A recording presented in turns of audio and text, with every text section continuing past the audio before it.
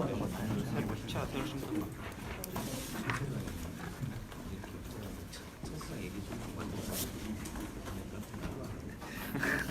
형이 다시 배우시켜줘야 되겠네. 중요한 포인트들이 존나 많이 빠졌네 얘기 들어보면. 지금 이렇게 하고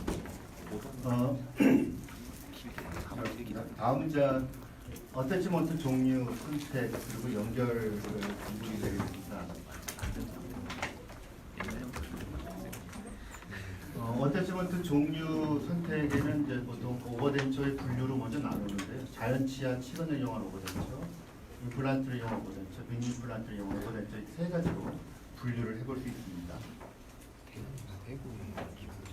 자연치아를 이용한 경우에는 여러 가지가 나와 있습니다. 뭐 ERA 타입, 볼 타입, 그다음에 치아 안으로 들어가는 제스트 타입, 그리고 마그네틱 이렇게 여러 개가 있는데 자연치 보통 이제 우리가 오버덴처를 하는 그 환자분들이 연령이 높다 보니까 자연치를 썼을 때 가장 큰 문제점이 이미 저희들이 모르는 크랙 라인이 많이 있다는 것이 이제 가장 큰 문제점이 됩니다. 그러다 보니까 이렇게 실질적으로 기계적으로 덴처와 유지를 얻는 타입은 사실은 이게 치아가 쪼개지거나 치아에 많은 부담을 주게 됩니다. 그러다 보니까 자연치를 이용한 경우에는 자석이 그나마 제일 안전하다라는 개념으로 보시면 됩니다.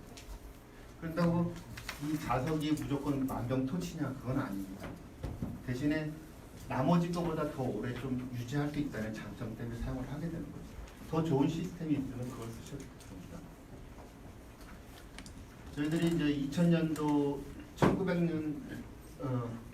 1990년 말부터 2000년도 초반에 가장 많이 썼던 게 어태치먼트입니다. 어태치먼트를 많이 썼는데요. 이 환자도 마찬가지로 상하계 전치부 2개가 있는데 거기에다가 어태치먼트를 달아서 덴처를 제작을 했었습니다. 이때 환자분 연령은 83세 정도 되셨고 여성분입니다.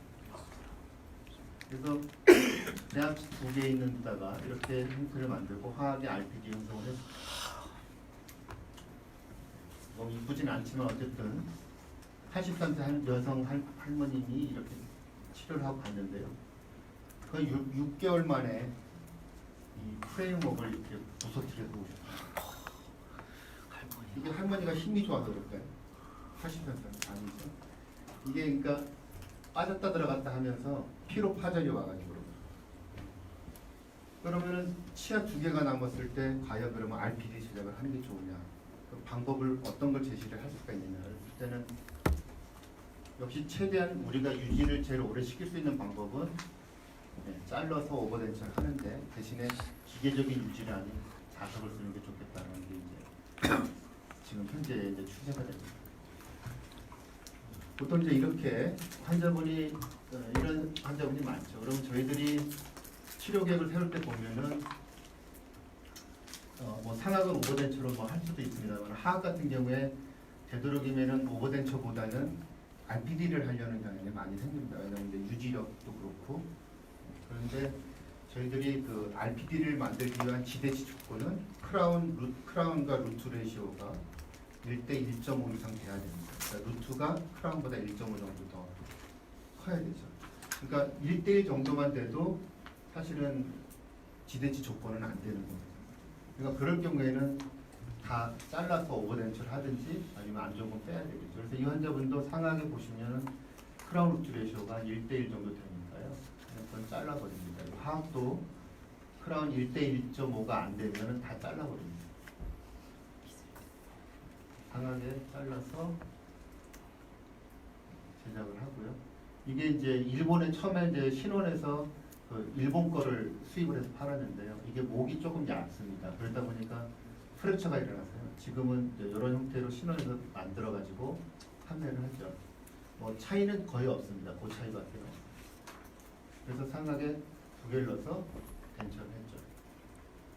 그럼 어떤 분들은 이제 그러실 수 있어요. 그러면 자연치에 딱 해가지고 썼을 때 몇 년을 쓸 거냐. 그래서 이야기하실 수가 있죠. 환자분의 치아가 강하고 페리스가 잘 안 생기는 분 같은 경우에는 오래 지속이 되지만 치아가 약하고 잘 썩으셨던 분 같은 경우에는 역시 마찬가지로 잘 썩습니다. 그거를 볼 수는 없고요. 대신에 이제 저희들이 볼 수 있는 거는 어쨌든 이 부위의 볼을 치조골을 유지를 해준다는 거죠. 뒤에서 임상 케이스에서 보여드리겠습니다만은 발치를 했을 상하게 이 레비알 쪽에 있는 버칼 쪽에 있는 본이 얼마나 많이 흡수가 되는지 보실 수 있으실 거예요. 그러니까 그 동안에 유지를 해주는 거죠. 하악도 마찬가지로 그냥 다 자릅니다. 자르고 뭐 4개를 하게 되면 4개를 하고 2개만 하게 되면 2개를 하고 유지를 하죠. 그랬을 때 훨씬 더 RPD 했을 때보다 최종 결과적으로는 저에게 훨씬 더 유리합니다. 왜냐하면 위 아래가 다 덴처기 때문에.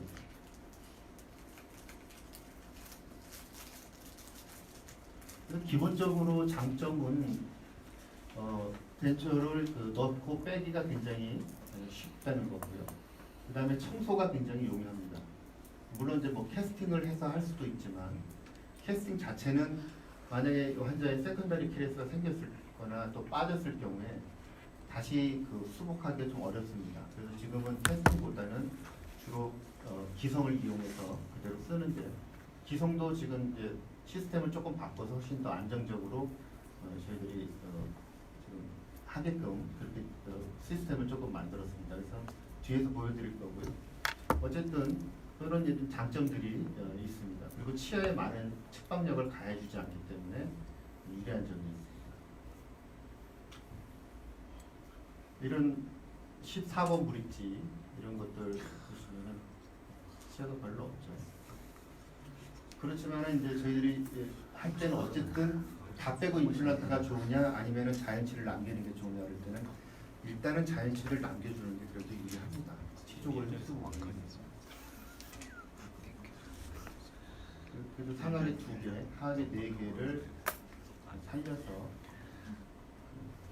이런 환자들이 보통 보면 치주 질환이 거쳤던 환자들이기 때문에 치아 위치가 굉장히 안 좋죠. 안 좋아도 그냥 그 상태에서 할 수 있는 거는 자석밖에 없죠. 그래서 자석을 해서 쓰기도 합니다. 상하게 2개, 하하게 4개. 이런 식으로 형성이 됐습니다. 뭐 빠지면은 하악 같은 경우에는 한두 개 빠져도 그냥 유지가 되니까 상관이 없고요. 하악에 만약에 빠진다 그러면은 그때 가서 임플란트를 원하시는 임플란트하고 아니면 그대로 쓰게끔 해주시면 됩니다. 그래서 치료 계획을 굉장히 간단하게 만들 수가 있습니다. 비용적으로 따져본다 그러면은 만약에 지대치에다가 우리가 4개 크라운을 하고 RPD 하는 거랑 이 히퍼를 넣어서 자석 오버데드 하는 거랑 거의 가격은 비슷하게 맞습니다. 크라운 씌는 게 뭐 50만 원이다. 뭐 그러면은 자연치 히퍼 넣는 것도 50만 원. 그러면 선택을 우리가 하기가 편하죠. 덴처에서 또 하나 봐야 될 부분은 바로 요 리트로몰라 패드 후방부인데요. 요 부위가 최소 3mm 이상 나와야 됩니다. 여기가 3mm 이상 나오지 않으면 이쪽에 잇몸이 들어와서 씹히게 되거든요. 얇더라도 깨지지만 않는다 그러면은 공간을 확보를 해주시는 게 좋습니다. 충분하게 식사하시는데 이렇게 크게 벌려도 떠오르지 않거든요. 할 겁니다. 예전에 이제 제가 수련 받을 때가 굉장히 오래됐습니다. 그때 미니달보를 이용해서 만든 건데요. 미니달보 같은 경우는 치아의 두께도 충분하게 있어야 됩니다. 왜냐하면 기계적 유지기 때문에 그렇고 다 캐스팅 작업으로 해야 되고요. 거기에 이제 볼을 달아서 해야 되는 이제 복잡한 과정을 거칩니다. 비용도 이제 많이 들어가겠죠. 거기다가 이제 덴처에 피메일 파트를 넣어서 만들게 됩니다. 자, 이거는 이제 하악에 있는 치아에 한쪽은 마그네틱, 한쪽은 미니달보를 넣어서 이제 케이스를 그때 했던 겁니다. 그래서 한쪽은 양쪽 캐라인 중에 한쪽은 자석, 한쪽은 미니달보를 설치하게 됩니다. 그래서 그 당시에 마찬가지로 보도볼딩하고 임프레션 뜨고요. 하악에 보도볼딩하고 그 다음에 이 캐스팅하기 위한 임프레션까지 같이 뜨다 보니까 시간이 너무 지나버렸어요. 굳어가지고 보도가 이렇게 나왔어요. 이거대로 덴처 만들면 안 되죠. 어쨌든 이런 식으로 해서 미니달보와 자석을 넣어서 제작을 했습니다. 그리고 여기도 여기 안 맞추고 그냥 임의대로 이렇게 했었습니다. 자, 그럼 여기서 자석을 2개를 이용한 거와 미니달보 2개를 이용한 거, 자석 하나, 미니달보 하나씩 이용한 거, 어떤 게 환자가 제일 느낌이 좋을까요? 편하고. 자석 2개? 달보 2개요? 근데 이 당시에 이제 저희가 이걸 해서 조사를 했는데 환자가 차이가 없어요. 그냥 다 그냥 똑같습니다. 일단 입안에서 먹는 거는. 왜냐하면 그 유지력만 가지고 드는 거지 뭐 뺐다 뗄 때의 느낌보다는. 그러니까 어떤 걸 쓰든 환자 느낌 비슷하다. 그러면 우리가 선택할 때는 기계적인 것보다 그러면 기계적이지 않은 것이 더 유리하지 않겠냐라고 이제 결론이 났던 그런 케이스가 됩니다. 또 한때는 또 이런 텔레스코픽을 이용한 텔레스코픽 벤처를 썼었죠.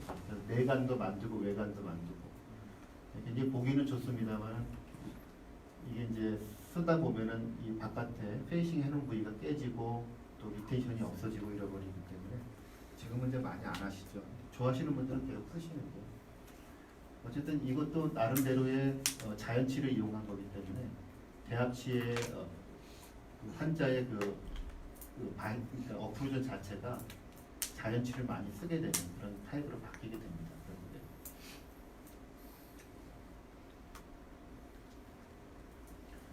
임플란트를 이용한 오버덴처이다. 자연치는 결과적으로 이제 저희들이 결론적으로는 이제 자석을 많이 권하는 이유가 아까 말씀드린 이유 때문이고요. 다음 임플란트는 이제 여러 가지 옵션이 있습니다. 헤더바와 각계의 픽처를 이용한 시스템입니다.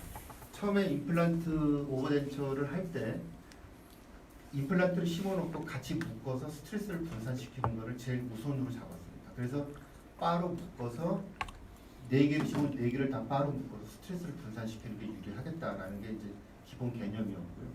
그거에서 이제 문제점들이 나오니까 지금은 각계의 피스처에 따로 유지력을 주는 시스템이 그래도 어느 정도 안정성을 갖는다. 그래서 지금은 방향이 이쪽으로 가고 있습니다.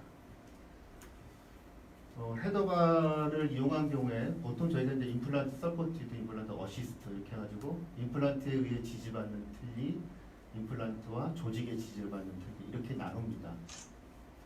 기본적으로 가장 중요한 포인트를 보자면 상악에서는 이렇게 4개의 임플란트를 넣어서 임플란트 어시스트 타입의 덴처를 제작을 합니다.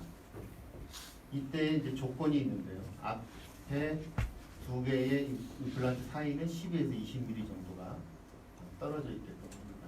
그리고 보철물은 이 바 정중앙에, 상악의 정중앙에 수직으로 지나는 바를 형성을 해서 이 바에서 회전 운동을 일으키고요.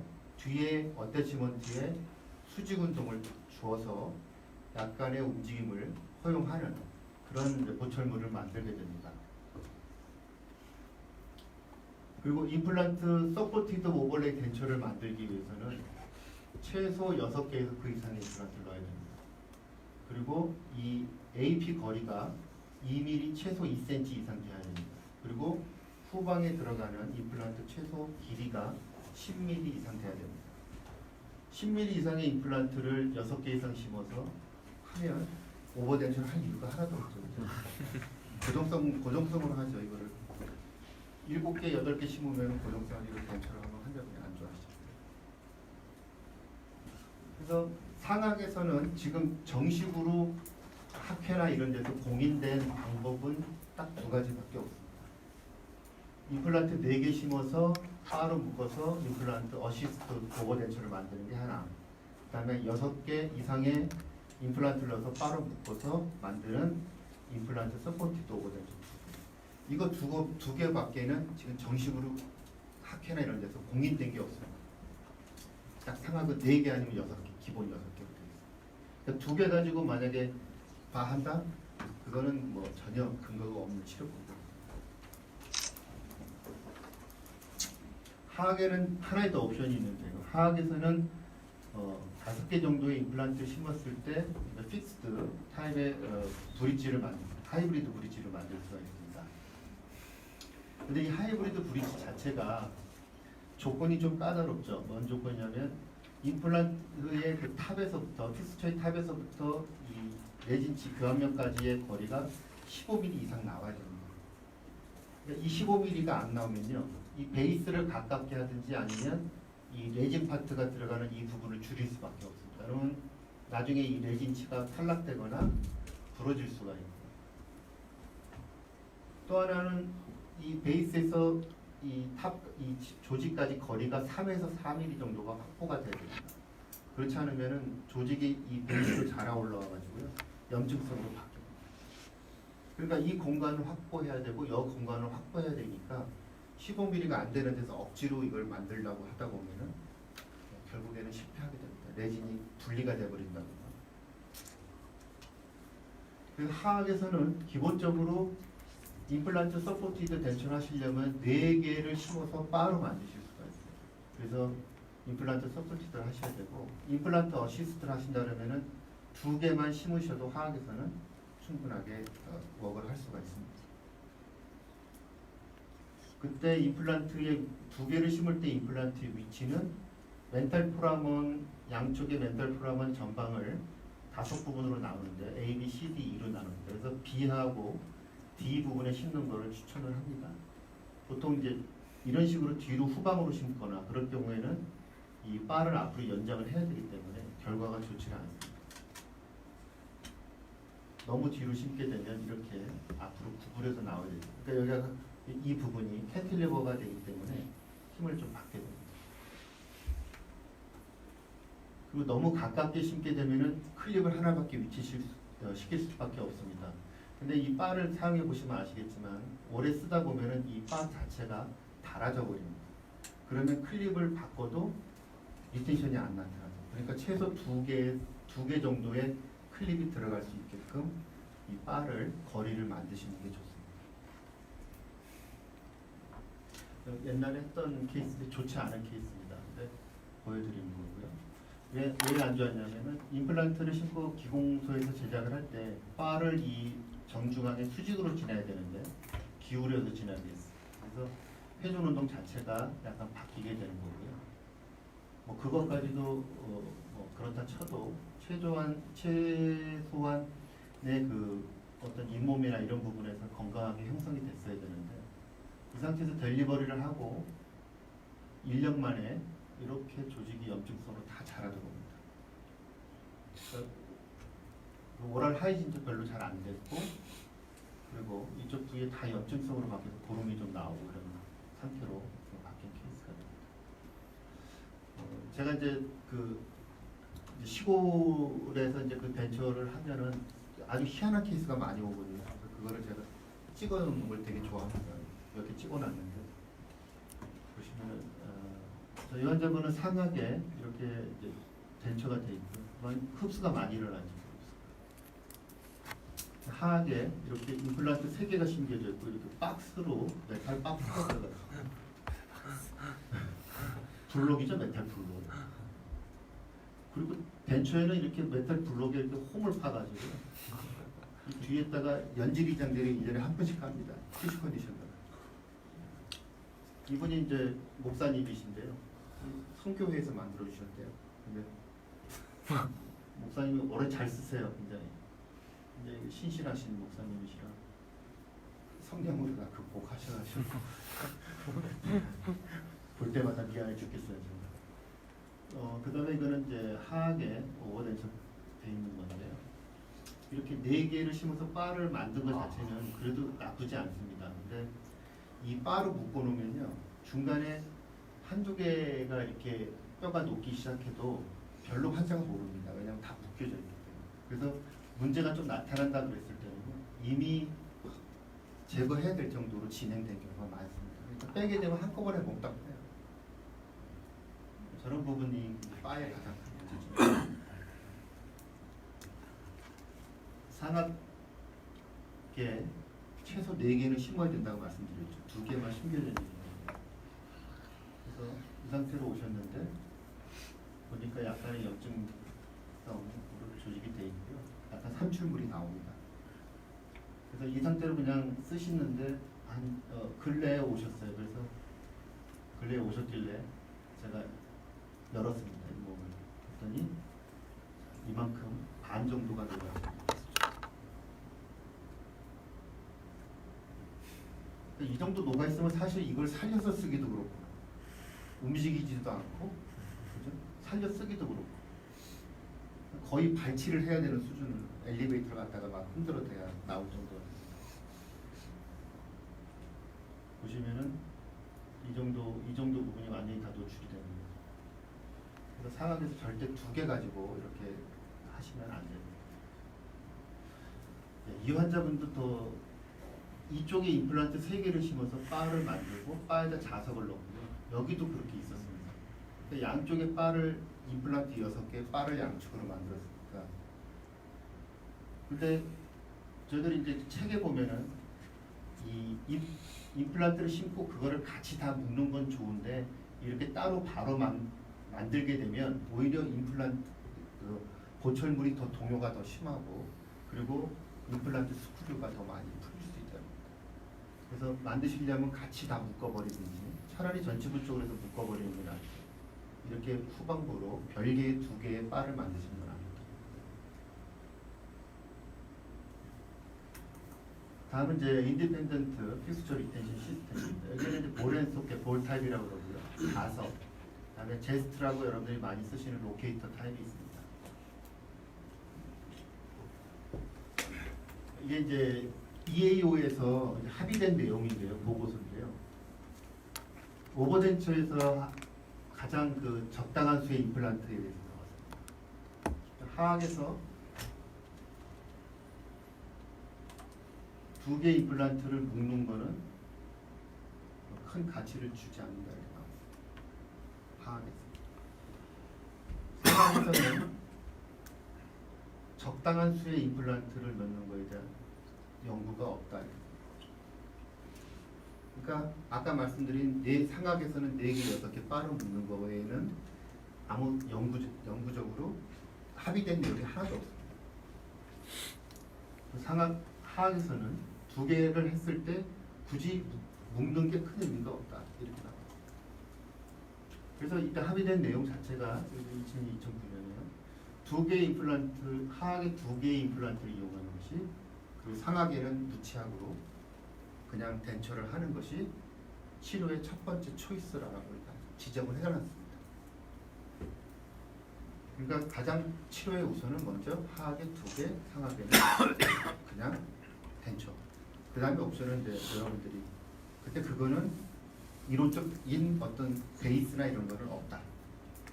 이렇게 되어 있습니다. 현재까지. 볼앤소켓 역시 기계적인 타입이죠. 지금은 약간 각도가 섞일 수 있는 이런 부분도 나와 있습니다. 그래서 볼을 이용한 이 오버덴처의 경우에는 이 4개의 이 패스를 20도 이내로 잘 위치시키는 것이 굉장히 중요합니다. 그랬을 때는 어느 정도 큰 문제가 나타나진 않는데요. 그런다 하더라도 4개 다 평행하지 않으면은 이 안에 있는 오링 자체가 빠져나온다거나 찢어진다거나 이런 증상이 나타납니다. 그래서 오링을 쓰실 때는 평행하게 심는 개수만큼 평행하게 심는 게 제일 중요합니다. 2000년도 초반에 이제 이 볼에 대한 지식이 별로 없었을 때요. 전방 후방으로 넓게 심는 것이 스트레스 분산에 좋지 않겠나 싶어서 전방에 2개, 후방에 2개 심었습니다. 근데 전방에 보면 자꾸 이렇게 찢어지고 빠져나가네요. 보시면은 전방의 임플란트 픽스처는 약간 레비알 방향으로, 부치부는 그 반면에 수직 방향으로. 그러니까 이미 각도가 좋지 않습니다. 환자는 부치부를 먼저 끼고 잡아다녀서 전치부를 낍니다. 그 장착과 탈착 관계의 문제로 인해서 이게 오링이 빠지는데 거기서 끝나면 좋은데요. 실질적으로 교합력이 가해지면 앞에 있는 임플란트는 레비알 쪽으로 힘을 받고 이건 교합 쪽으로 힘을 받고 있어요. 8년 만에 전치부 2개의 임플란트가 피스처가 부러져 버립니다. 그러니까 비단 장착 탈착의 문제가 아니라 끼고 나서도 힘이 전달되면 그게 밑에 힘을 받는 게 되는 거죠. 다시 임플란트를 약간 구치부 쪽으로 밀어서 심었고요. 이번에는 로케이터로 해서 지금 쓰고 계십니다. 지금 한 8년 정도 지났는데 만약에 또 빠지면 그 다음에 이제 자석으로 해가지고 케이스를 한번 보여드릴 기회가 있는 겁니다. 아직은 계십니까?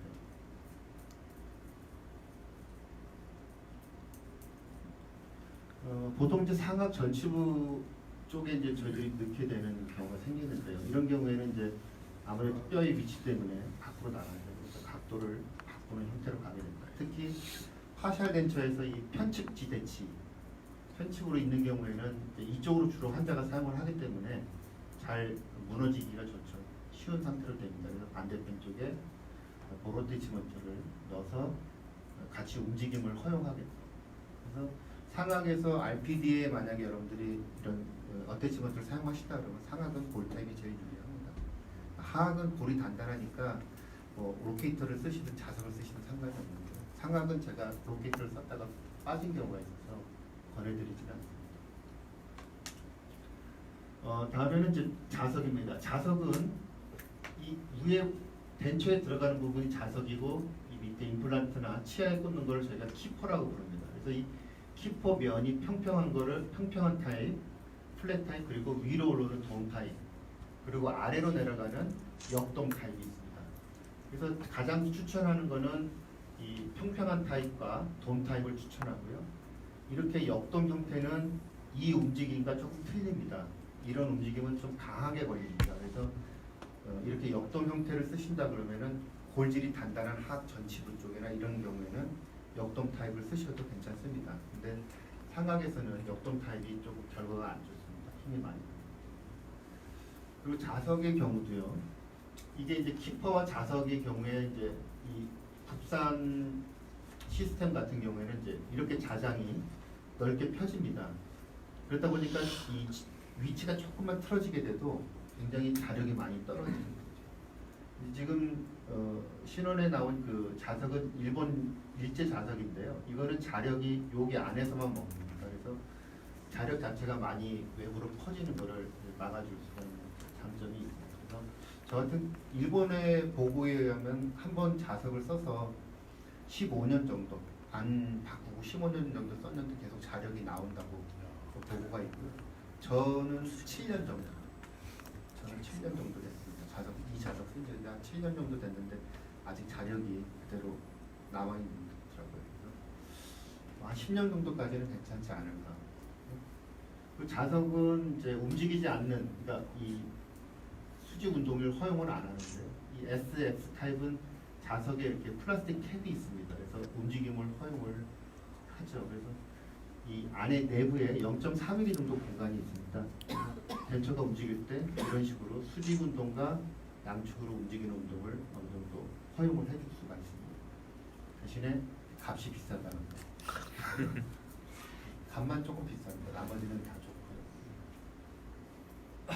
좋고요. 자석 이 환자분이 처음에 이제 이렇게 볼 타입을 하고 왔는데 볼 타입에 이제 계속 오링이 빠지는 문제, 또 오링 찢어지고 냄새나고 이런 것 때문에 자석으로 조치를 했어요. 자석이 좋다고 해서 또 상악에 연세가 많으신데 이제 상악도 했으면 좋겠다 해서 자석 미니로 자석을 넣어드립니다. 프라그가 좀 껴있긴 한데요. 굉장히 조직은 단단해 보이고요. 일본에서는 이 뭐 믿거나 말거나인데 자장이 형성되면서 뭐 잇몸에 있는 뭐 혈류를 좋게 만들어서 굉장히 단단하다는 얘기가 뭐 하고 있더라고요. 그럼 믿거나 말거나 하시고 기름 아닌 게름 아니요. 네, 게름 아닌 하면 더 좋겠어요. 그래서 케이스를 보면은 그렇게 해야 될 경우가 많이 있습니다. 빼고 잘라야 되는 경우가 많죠. 실질적으로 RPD 돼 있는 분들의 사진을 찍어보면요, 지대치 조건이 대부분 그 우리가 원하는 1:1.5 크라운 루트 레시오 1:5.5에 달하는 그런 치아들이 많지 않습니다. 그러니까 우리가 억지로 좀 하는 경우가 좀 있죠. 잘랐을 때 이제 훨씬 더 좋게 만들어줄 수가 있고 또 하나는 임플란트와 치아, 뭐 미니 플란트 이렇게 있을 때 우리가 같은 동일한 어태치먼트를 쓸 수 있는 거는 자석밖에 없습니다. 현재까지. 그래서 동일한 종류의 어떤 치아 상태든 어떤 임플란트 상태든 간에 동일한 걸 쓸 수가 있는 장점이 있습니다. 근데 이런 이제 자석이 그 자력을 잃을 때가 있는데요. 이 자석 틀니를 수확한다고 이제 냄비에 넣고 팔팔 끓이시는 할머니들, 할아버지들 계십니다. 팔팔 끓이면 안 됩니다. 열이 너무 가해지게 되면은 자력이 없어져요. 그리고 이 자석 자체가 안에 히토륨이 들어가 있고 이제 밖에 껍데기가 있죠. 껍데기 두께가 0.2, 0.3mm 정도밖에 안 됩니다. 그래서 여러분 팔리싱하거나 아니면은 이렇게 환자분이 계속 쓸 때 많이 닳아지게 되면은 미세 균열이 생기면서 자력이 떨어지는 경우가 생길 수가 있습니다. 많지는 않지만. 그리고 MRI 찍으러 갈 때 자석 틀이 들어가고 MRI 들어가면 자력 완전히 없습니다. 그래서 빼놓고 들어가서 찍으셔야 되는데요. 최소한 1시간 전에는 빼놓으셔야 돼요. MRI 찍으러 갈 때. 여러분들이 설명하실 때. 왜냐하면 자석 틀니를 쓰다가 자석을 빼면요. 그 자력이 키포에가 남아있어요. 근데 그게 없어지려면 1시간 정도 걸립니다. 그래서 최소한 환자분한테 자석 틀니를 쓰셨을 때 MRI 찍을 때는 1시간 전에 빼놓으시라고 얘기해 주시고 MRI 찍고 나서 바로 끼셔도 돼요. 그때 이제 생기는 그 MRI 속에서 자장 때문에 이게 없어집니다. 그리고 이게 보시면 키퍼가 평평한 타입인데 달아진 부위가 나오죠. 그래서 이렇게 달아졌을 때는 그 부위에 맞춰서 덴처가 움직일 수 있는 거니까요. 교합 조정을 조금 더 해주시는 게 유리합니다. 로케이터 이제 보통 저게 제스트라고 부르는데요. 로케이터에 단단하게 잡아주는 그런 장점이 있습니다. 이제 회사에서 설명하는 거는 이 어버트먼트 자체가 이렇게 약간 끝이 구부러져 있어서 잘 위치될 수 있는 셀프 얼라이닝 기능이 있다. 그리고 안에 유지구 파트가 따로 있는데 이 도트가 있는 거는 패스가 좋을 때 쓰시는 거고 도트가 없는 건 패스가 안 좋을 때 10에서 20도 정도 벌어져 있을 때는 도트가 없는 유지구를 써라 하는 거고요. 그다음에 이제 이 선택은 어버트먼트 선택은 이 티슈에서 제일 높은 부위를 이 홈이 시작되는 부위에 맞춰서 선택을 하라라고 이제 나와 있는 게 로케이터의 설명입니다. 그래서 이러한 경우를 이제 로케이터를 써야 되는 경우는 보시면은 이제 이 환자분은 무취학 환자시고요. 이런 덴처 상태로 오셨습니다. 그리고 환자분의 덴처 교합되는 거. 이런 뭐 상태로 되어 있고요. 그래서 이 환자의 불편한 점은 불편한 게 없는데 씹을 때 뭔지 모르게 불편하다는 거예요. 아주 애매하죠. 불편한 게 없는데 씹을 때 뭔지 불편하다는 게 또 어떻게 하라는 얘기예요. 그래서 뭐 일단 다시 제작을 해봅시다. 그리고 이제 아까 말씀드린 거 고디가치도 하고 해서 다 했습니다. 새로운 덴처를 만들었습니다. 그리고서는 보니까요. 이 심한 클래스 2 환자였어요. 그러니까 이거는 하악을 내밀고 뜬 게 임프레션을 뜬 거죠. 결국에는 또 바이트를. 그러니까 이 환자는 계속 입을 내밀고 밥을 먹은 거니까 그 말도 맞아요, 그죠? 불편한 게 없는데 불편한 거예요. 이렇게 씹으니까 불편한 거죠.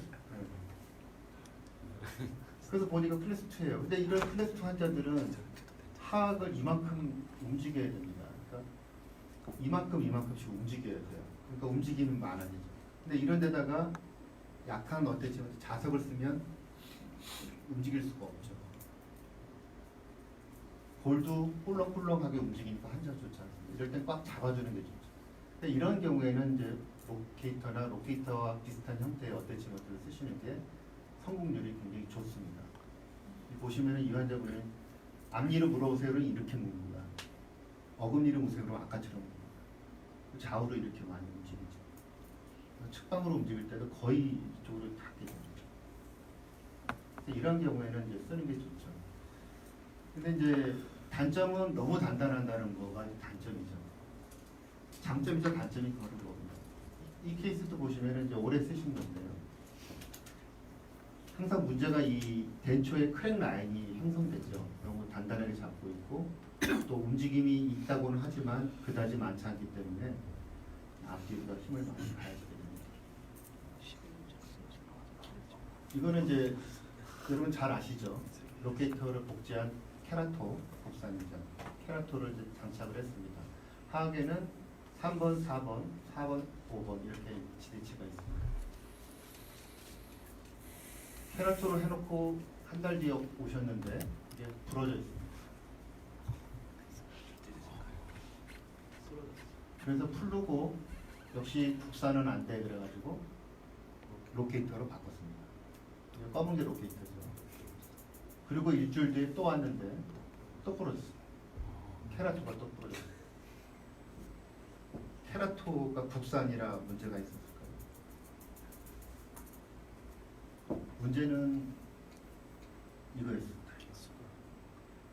이 환자가 자연치가 이렇게 있으니까 캐나인 가이던스 본인이 갖고 있는 치아 쪽으로 자꾸 씹으려고 합니다. 우리가 캐나인 가이던스를 안 만들어줘도 구치부가 어느 정도 달아지면서 닿기 시작하면 캐나인 가이던스를 또 하게 될 겁니다. 왜냐하면 그쪽이 환자는 편하니까. 그래서 결국에는 캐나인 쪽에 닿지 않게끔 조정을 해서 최종적으로 썼던 그 케이스가 됩니다. 이렇게 부러져 주면 다행이죠, 그죠? 픽스처가 흔들려 버리는 게 더 문제가 되죠. 또 이 환자분은 이제 또 이렇게 오셨어요. 상하계 전치부 쪽 3개 해가지고 하하계 2개 상태로 오셨습니다. 그래서 덴처만 새로 해달라 그래서 일단은 덴처만 해서 해드렸는데요. 여기 약간 볼 흡수 증상이 약간 나타나 있고요. 그래서 열어보니까 뼈가 했습니다. 그래서 이게 너무 단단하니까 힘을 덴처에 가는 힘을 너무 많이 가해주면 빠져주는 게 좋은데 그거를 그냥 끝까지 잡아주면 이렇게 골 흡수가 많이 진행이 되는 그럴 수가 있죠. 그래서 항상 문제는 너무 세다는 게 문제입니다. 그래서 옆에다가 할 수 없이 굉장히 크죠 공간이. 그래서 옆에다가 임플란트를 침입을 해서 또 로케이터를 해주면 됩니다. 그래서 되도록이면 오버덴처를 할 때는 되도록이면은 키스초 길이를 가능하면 좀 긴 거를 심어주는 게 좋습니다. 롱덤으로 봤을 때. 한 여건이 된다면 12mm, 14mm 심어주는 게 좋죠. 근데 상황에서도 이렇게 3개를 넣어서 했을 때 보면은 이쪽 부위에 역시 힘을 많이 받죠. 이쪽 부위가 자꾸 염증성이라기보다는 아마 교합성으로 마이크로 프랙처가 일어날 겁니다. 보통 이제 하악에 4개를 심어서 로케이터를 하면 환자가 거의 못 뺍니다. 그죠? 손톱이 없어지든지 못 빼든지 둘 중에 하나입니다. 그래서 그런 경우에는 이제 전치 부위 쪽에만 뮤테이션을 주고요. 후방 부위는 힐링 어버터 같은 걸 꽂아서 그냥 지지만 주고. 근데 환자분은 저희들이 항상 수직으로 빼라 그래도 수직으로 안 빼고 뒤를 들어서 앞으로 빼죠. 그러다 보니까 이제 많이 달아지게 됩니다. 그래서 이렇게 달아지면은 거의 유지력이 안 나오니까 또 교체를 해줘야 되고. 그래서 이 달아지는 형태를 보면 이 덴처의 움직임에 맞춰서 봤을 때 이 위에 부분이 조금 더 동그래야 되지 않을까 싶기도 하고요. 그리고 이 안으로 도트가 너무 많이 들어가는 거는 좋지 않지 않을까 하는 그런 이야기들 말씀을 드립니다. 그래서 전치부 쪽에 2개의 임플란트 어태치먼트 적용할 때는 상악에서는 볼 어태치먼트 괜찮고요. 마그네틱 괜찮고 로케이터는 좀 아이들 때문에 주의하셔야 됩니다. 하악은 볼은 좋고 마그네틱은 조금 보통 로케이터는 괜찮습니다. 근데 이제 이거를 꼭 이제 이렇게 나누기보다는요. 저희 같은 경우는 연령별로 많이 나눕니다. 그래서 덴처의 연령을 60에서 70세 미만을 영에이지, 덴처의 영에이지, 그다음에 70에서 75세를 미드레이지, 75세 이상을 올드에이지를 해가지고 영에이지에 있는 분들은 캐나인 가이던스, 자연치의 상태를 자꾸 남아 있어요. 씹는데 그러다 보니까 캐나인 가이던스를 자꾸 하려고 그러고 힘도 좋고. 그러니까 그런 분들한테 자석 쓰고 그러면은 자꾸 빠진다고 그럴 수가 있어요. 그래서 그런 경우에는 로케이터 위주로 많이 가는데 대신에 임플란트 케이스를 조금 늘려주고 좀 힘을 가해주고 그다음에 미드레이지 정도 되면은 교합력이 좀 떨어져요. 그런 경우는 볼 어태치먼트를 해서 주로 이제 약간의 고정과 움직임을 좀 허용하고요. 그다음에 75세 이상 되면 이제 언제 치매가 오실지 당장 내일이 보장이 안 돼 있기 때문에 그런 분들은 이제 자석으로 바꿔드리죠. 왜냐하면 요양원에 가시면요, 요양사들이 이 볼이나 로케이터를 잘 못 키우세요. 교육을 안 받기 때문에. 그러면은 대충 넣고 그냥 막 씹어대기 때문에 임플란트가 부러져서 오는 경우가 종종 있습니다. 그런 경우 자석으로 바꿔주면 그냥 입안에 넣어주기만 하면 지가 찾아 들어가니까. 그래서 연세가 있으신 분들은 자석으로 많이 하죠. 연령이나 그 환자분이 어떻게 앞으로 되실 건가에 대해서 좀 생각을 해주는 게 좋을 것 같아요. 그래서 환자의 느낌도 중요합니다. 연령대에 따른 느낌이 있고요. 교합 악관관계에서 클래스 2라고 하면은 잔잔히 잡아주는 게 좋을 거고요. 치매 정신지체 중풍 환자한테 로케이터 해보세요. 못 뺍니다. 중풍 환자가 어떻게 뺍니까? 한숨. 뭐 절대 못 뺍니다.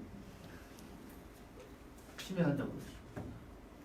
그다음에 임플란트 식립 방향이 20도 이상 벌어진다 그러면은 자석밖에 할 수 없고 또 덴처 형태에서 가철성 소치다 그러면은 또 상악 같은 경우에는 볼타입 상악에서는 좀 단단한 타입으로 바꾸실 수가 있죠.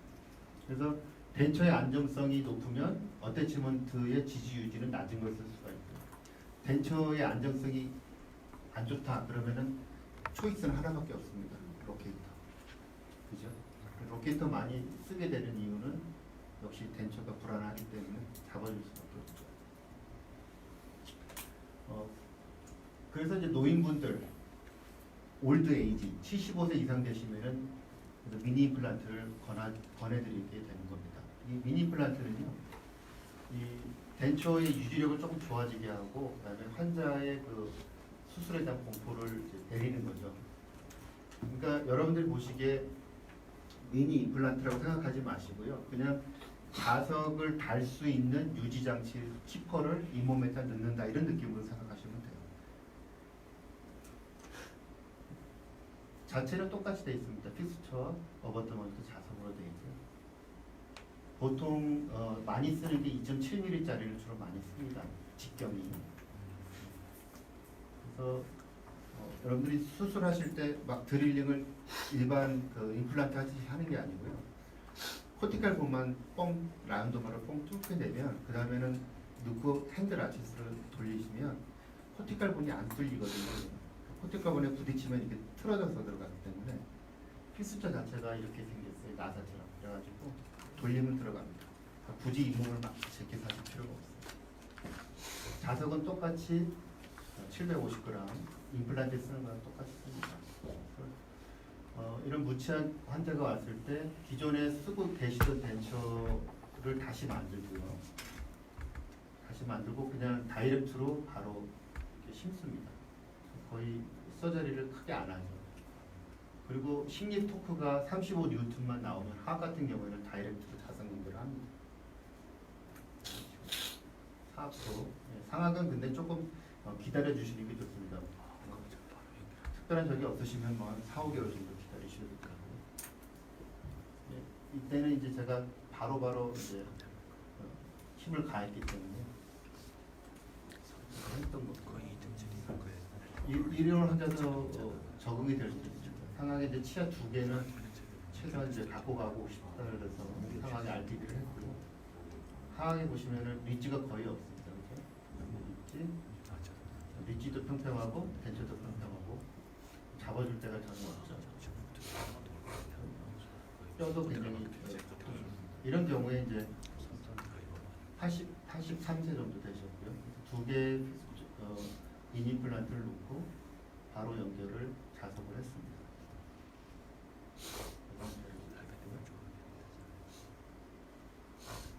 일주일 뒤에 오셨는데요. 보시면은 이렇게 우직이 생겼습니다. 근데 만약에 여러분들이 이거 레귤라를 심는다고 이렇게 절개를 해서 하면 저희 환자는 방금 먹죠. 이 미니 플란트의 장점은 통증이 별로 없다는 겁니다. 제가 환자한테 물어봐도 마취 깨고 한 30분 정도 우리한 느낌이 있다가 없대요.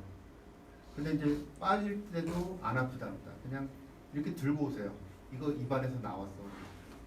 그러면 이제 제가 픽스처 들고 아 이거 빠졌네요. 그럼 옆에다 다시 넣게고 옆에다 이제 바로 넣는. 안 아프기 때문에 환자분이 별로 두려움이 없죠. 그래서 노인분들한테 쓰기가 가장 편한 부분이 있어요. 아주 심플하게 쓸 수 있고요. 1년 지금 뭐 이제 한참 오래 되셨습니다. 이 정도만 해도 굉장히 큰 도움을 줄 수 있다는 거죠. 어태치먼트 연결해서 중요한 부분만 한번 보겠습니다. 어태치먼트 연결은 물론 이제 다이렉트 메소드와 인다이렉트 메소드가 있는데 볼 같은 경우에는 이제 이 수직 운동을 허용하기 때문에 여기 그 뇌과 피벨 파트의 공간이 있죠. 이 공간을 잘 유지를 해줘야 됩니다. 레진이 들어가면 안 됩니다. 그래서 예전에는 웩스 같은 걸로 커버를 했는데 지금은 블리칭 할 때 진지발을 커버하는 진지발 댐이 있습니다. 그거를 여기다 뿌리시고 표면만 1에서 2초 정도 큐어링을 하시면요. 속은 묽은 상태로 돼 있고 겉만 굳어집니다. 그 상태에서 레진을 담으셔가지고 이렇게 붙인 다음에 빼시면요, 요 진지발 댐이 같이 딸려 나옵니다. 그래서 그거 그냥 제거하시고 하면 됩니다. 근데 이제 자석에 연결해서는 이제 문제점이 있죠. 뭐냐면 레진을 이렇게 넣게 되면은 이게 자력으로 연결되어 있기 때문에 자석이 밀리죠. 밀리면은 자력이 제대로 안 나옵니다. 그래서 예전에는 어떻게 했냐면요, 이 키퍼에다가 자석을 올려놓고 레진을 믹스해서 먼저 굳혔어요. 안 움직이게. 굳힌 다음에 그 다음에 덴초에다 담아가지고 눌러서 붙였습니다. 그러니까 굉장히 시간이 오래 걸리죠. 그래서 이제 신호에서 만든 거는 이 마운팅 링이라는 걸 만들었는데요. 이거를 키퍼에다 이렇게 꽂습니다. 꽂고 여기다가 자석을 올려놓으면요, 이 자석 요 부위는 홈에 들어가기 때문에 안 움직이고 여기는 자석에 그 덴초에 들어가는 부분입니다. 그다음에 이제 구강 내에서 이제 붙일 때 문제죠.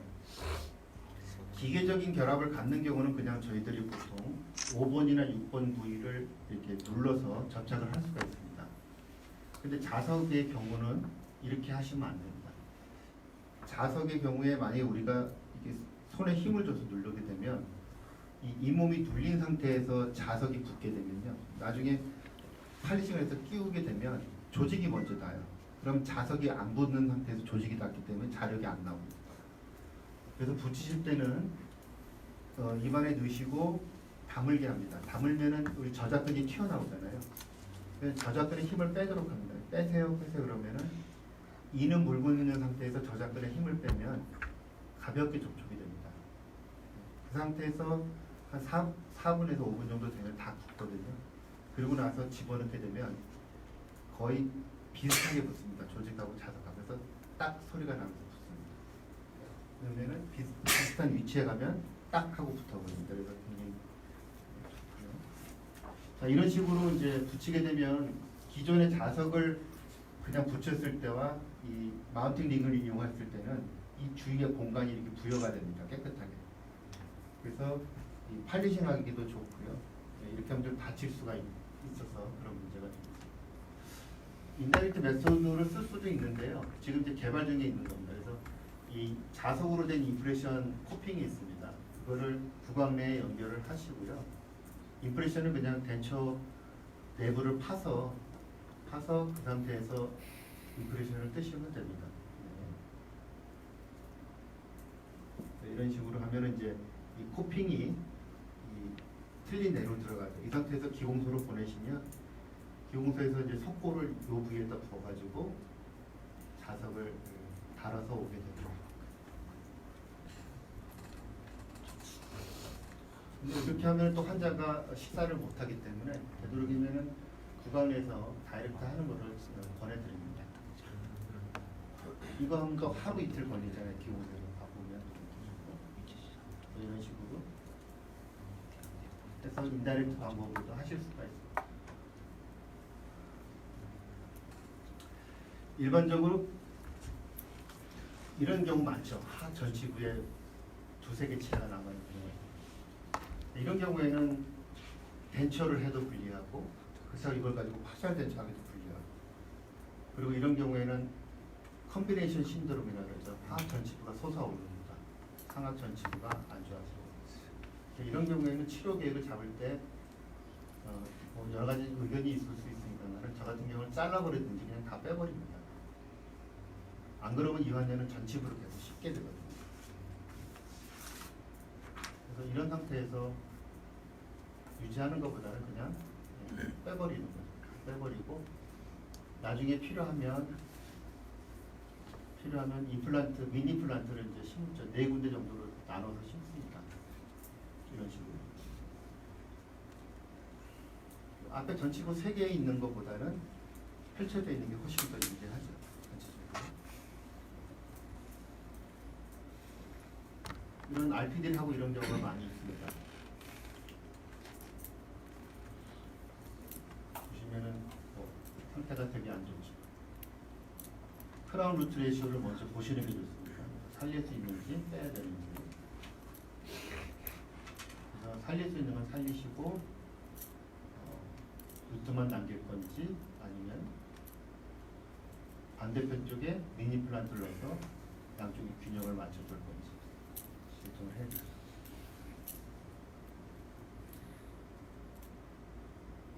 이 환자분 아까 보여드렸던 환자분입니다. 상하게 6개 심어서 바로 연결됐는데 실패했던 그런 경우죠. 그래서 다시 치료할 때는 각개의 이제 임플란트를 따로 띄는 게 좋겠죠. 이 환자분이 여기가 실패한 이유가 잘 생각해 보시면 하악의 이쪽에 구치부가 있습니다. 이쪽에 캐나인하고 제일 좋으시죠. 그러니까 이 환자가 R&D가 좋았을 때는 거의 이쪽으로 씹었을 겁니다. 느낌이죠.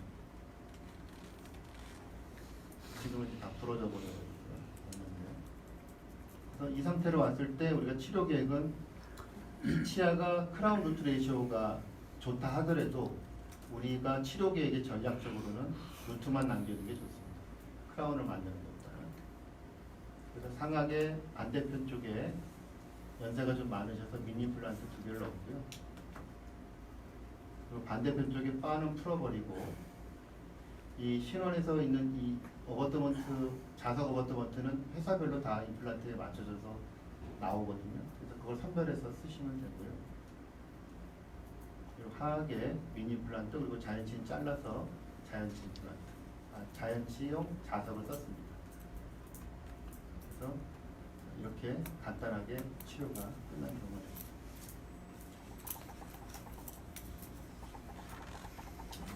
그리고 이제 저런 경우에 우리가 이제 하악에 꼭 치아를 7번까지 다 만들어야 되냐? 그건 아닙니다. 공간이 부족하면 상악이든 하악이든 7번 치아를 빼버리시는 게 훨씬 더 유리합니다. 좀 다 하지 마시고.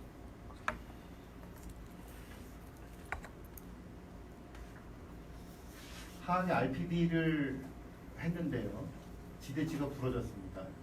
그래서 이 지대치 쪽에 그냥 자연치 키퍼를 이용해서 연결을 하고 그다음에 덴처를 수리해서 이 안에 자석을 넣습니다. 이런 식으로 수리를 해서 쓰고요. 만약에 여기가 부러지면 여기도 또 자석 넣어서 자연치 자석 오버덴처를 쓸 수가 있죠.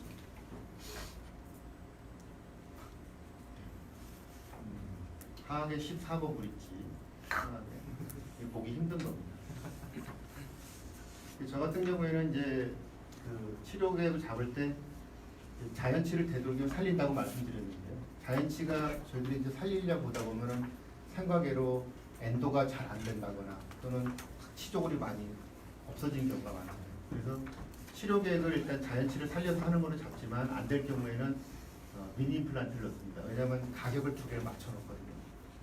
그러니까 자연치용 자석 넣는 거랑 미니 임플란트 넣는 가격을 같이 받아요. 그래서 자연치를 살리는 걸로 했다가 만약 안 좋을 때는 바로 미니 플란트를 넣게 되죠. 그래서 이 환자도 살리려고 했는데 이미 골이 다 나가버려가지고요. 그냥 할 수 없이 미니 플란트 4개를 심었습니다. 근데 보시면은 골이 그 이후에 계속 흡수가 일어나니까 이런 식으로 틀어져 있죠. 괜찮습니다. 그래도 자석 쓰시는 거는 잘 지나가요. 제가 이제 그 RPD 부분에 대해서 이제 실패했던 건데요. 이쪽에 있는 하악의 제2소우치가 제가 봤을 때 크라운 루트 레이시오가 그래도 1대 1.5에 가깝지 않냐 생각해서 제가 살렸습니다.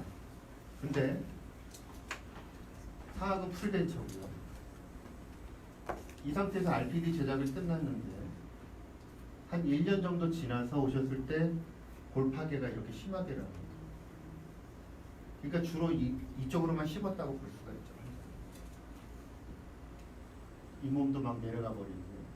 그러니까 우리가 대합치가 그냥 풀덴처라 그래서 이 파셜덴처 무조건 지대지가 견딜 수 있는 게 아니고 이쪽으로만 계속 씹어줘요.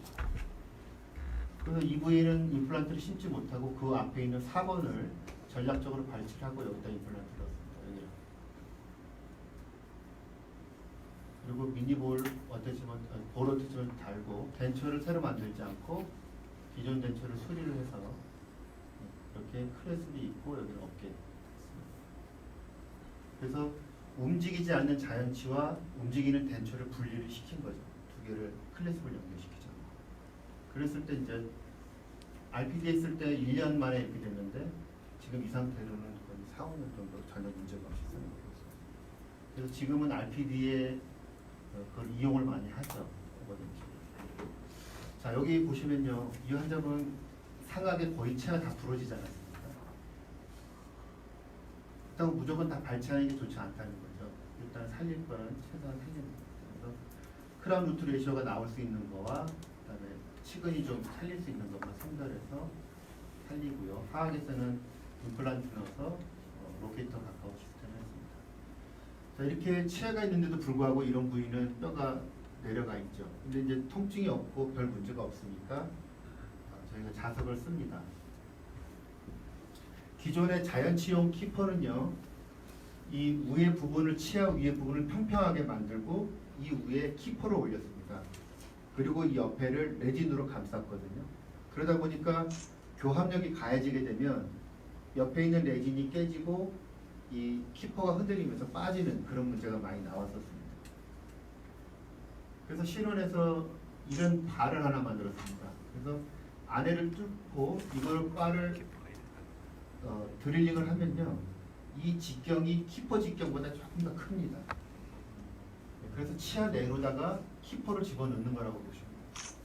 그랬을 때 이렇게 치아에 의해서 키퍼가 감싸지게 되니까 힘을 받아도 흔들리는 게 덜하고 더 낫죠. 그래서 이런 드릴을 씁니다. 물론 360도 다 감쌀 수는 없지만 어쨌든 치아로만 감싸주면 안 감싸는 것보다는 훨씬 더 유리하게 되겠죠. 그래서 파고 그 안에 집어넣어서 이렇게 레진으로 옆에를 다 마무리를 합니다. 이렇게 이런 식으로. 그리고 이제 자석은 아직 마운팅 링이 없습니다. 그래서 이 위에다가 그 주방용 랩을 해서 한 겹을 씌우고요. 그 위에다 자석을 올려서 붙이시면 되겠습니다. 그래서 아래는 임플란트, 위에는 키퍼를 넣는 거고요. 실제로 구강 내에 이제 들어가는 걸 제가 동영상으로 찍은 겁니다. 자석 두 개, 그 안에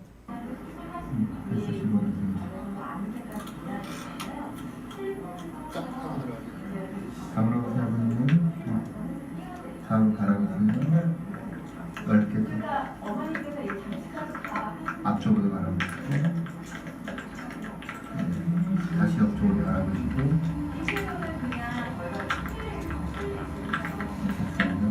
상담도 다 틀리 상담을 하고 틀리게 많이 엄청 많습니다.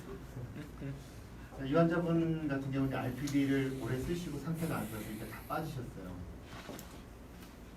저희들이 이제 임플란트 오버덴처를 위해서 임플란트 심을 때 하악은 좀 낫습니다만 상악의 경우에 주의를 해야 되는 부분이 있는데요. 뭐냐면 이제 자, 하악의 임플란트 식립을 해서 이제 위치를 잡았고요. 상악의 이 부위에 견치를 일단 남겨두기로 했습니다. 그리고 그 뒤에다가 임플란트 식립을 했고요. 이쪽 부위를 빼고 식립을 했습니다. 여기서 보시면은 이쪽에 뼈가 여기 나와 있지 않습니까? 저는 그거 보고 이제 안쪽으로 심었다고 생각하고 심었는데 그 이후에 이제 우리가 이제 뭐 덴처도 템포러리 덴처도 쓰고 덴처도 만들어서 이제 쓰죠. 쓰고 나서 봤을 때 이 위치가 버칼 쪽이 돼 있는 거예요. 레비알 쪽으로 나가버린 거예요. 그러니까 아까 그 바깥에 보호됐던 뼈는 다 없어진 거죠. 그러니까 상악에서 여러분들이 임플란트 심을 때 발치를 하고 심는다 하더라도 최대한 펠레탈 쪽에 펠레탈 월이 깨지지 않는 한은 최대한 펠레탈을 붙여서 심어주시는 거죠. 안 그러면 나중에 오버덴처 할 때 이렇게 버칼 쪽으로 나가버려요. 근데 이 뒤에 있는 거는 앞에 치아가 잔존돼 있으니까 그렇게 많이 꺼지진 않아요. 그러니까 잔존치가 있는 게 얼마나 차이가 큰지를 확인하실 수가 있어요. 일반적으로 상악과 하악의 두 개의 임플란트를 하는 경우에는 다 마그네틱을 하든지 아니면 마그네틱과 로케이터를 많이 씁니다. 이런 경우에도 그 치아가 인결적으로 기울어져 있잖아요. 이런 데다 RPD하면 분명히 힘듭니다. 보시면은 치아는 많아도 크라운 루트 레이쇼는 안 되는 게 많죠. 그래서 이런 경우에는 이제 과감하게 잘라서 하시는 것이 제일 유리하죠. 잘라서 놓는 게 무슨 의미가 있냐? 치족으로 보존하는 데 그 의미가 있는 거예요. 그래서 자석으로 상악을 다 설치한 거죠. 또는 이제 조금 젊으신 분이다 그러시면은 하악에는 이제 하악에는 로케이터, 상악에는 자석을 쓰는 게 이제 가장 일반적으로 쓰시기가 잘 유리하죠. 예, 이제 마지막입니다. 자, 이 환자분은 상악 무치학인데요. 치료 계획은 상악의 덴처, 하악의 두 개의 임플란트를 이용한 오버덴처입니다. 그래서 덴처를 먼저 제작을 하고 그 다음에 임플란트를 넣기로 했습니다. 일반적으로 덴처 환자의 경우에는 먼저 먹는 게 중요하기 때문에 덴처 먼저 제작을 하게 되는데요. 이 환자분 이제 교합 조정도 하고 한 달 뒤에 이제 임플란트를 심으러 오신 겁니다. 이날에 이제 임플란트 심으러 오신 날이에요. 그래서 제가 환자분한테 이제 잘 쓰세요 이렇게 잘 쓰신다 그래요. 그래서 그럼 한번 덴처를 한번 보겠습니다. 그리고 이 타월 클램프를 가지고 흔들어야 되는 거죠.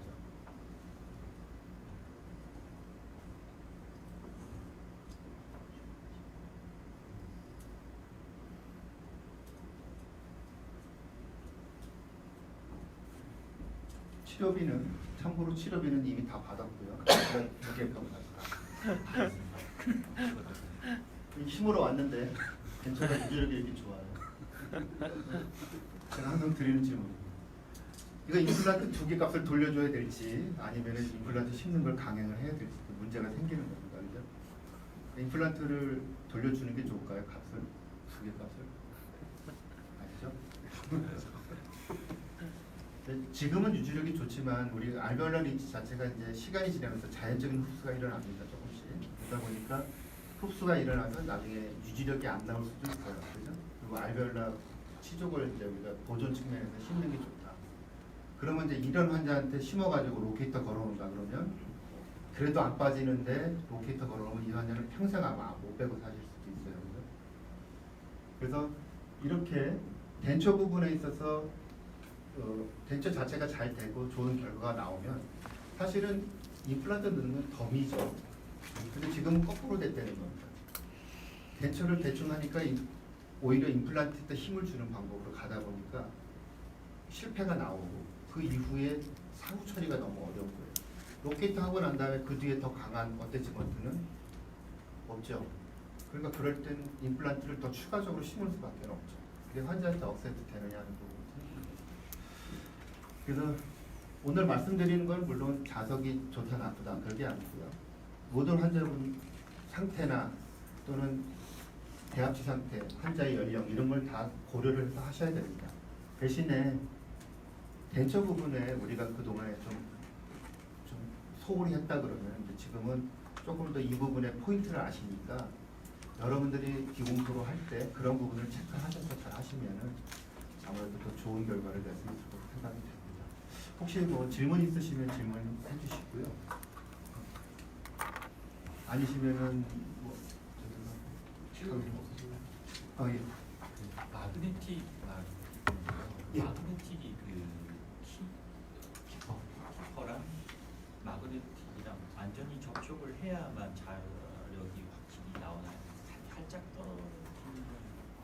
살짝 떨어지면 거의 자력을 못 받습니다. 그러니까 약간 떨어지면 끌어당기는 힘은 있습니다. 근데 그게 덴초의 유지력에 주는 영향은 그렇게 크지 않습니다. 그러니까 비슷한 위치에 들어가면 자력에 끌려서 제이치를 잡을 수가 있는데 그거를 들 들어간 상태에서 그러니까 이렇게 약간 떠서 끌리는 상태에서 뺐을 때는 유지력이 거의 안 나옵니다. 예. 지지보다는 유지를 목적으로. 그렇죠, 그렇죠. 이게 뭐 어떻게 하는 서로 초반에서 다른 그렇죠. 자석의 무지가 네가 혹시 왜 때문에 머리가 길어 남자를 아, 네. 아마 우리 분들이 좀 제거를 잘못하고 그럴 수도 있습니다. 그 타이에 러버들은 자석이 중간을 딱 마찰과 그렇죠.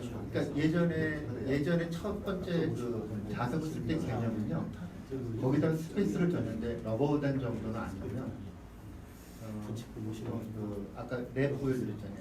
랩을 한 2장 정도 겹친 정도. 그 정도 스페이스를 부여를 했었습니다. 초기에. 근데 이제 그거 자체가 부여했을 때랑 안 했을 때 물론 이제 약간의 그 수직 운동을 허용을 한다고 말씀드렸잖아요. 근데 임플란트는 그게 별 영향이 없는 거죠. 임플란트 자체가 이제 약간의 이제 자연치아에서는 이제 이렇게 조직 두께만 자연치아도 약간 왔다 갔다 하고 폐렴달 멤브레인 때문에 그다음에 조직도 약간 쿠션이 있잖아요. 그러니까 그 정도 갭으로 원래 부여를 했었는데 근데 그거 자체가 유지력이 안 나오는 거예요. 잘 갭을 주다 보니까. 그러니까 지금은 접촉을 시키는 쪽으로 그렇게 움직입니다. 왜냐하면 환자분들이 그렇다 보면 환자분들이 유지력이 안 나오면 못 쓰잖아요. 그래서 지금 말씀하신 건 맞고 그게 초창기 때는 그렇게 부여를 실제로 했었어요. 그러니까 지금은 만약에 기대치가 약하거나 임플란트도 뼈가 약하다 그러면 그래서 아까 말씀드린 SS 타입 부여는 안 하지만 접촉은 시키되 내부에 공간을 줘서 거기서 움직이게 그렇게 개념이 바뀐 겁니다. 족촉시키는 타입에서는 나중에 오래 썼을 때 내부로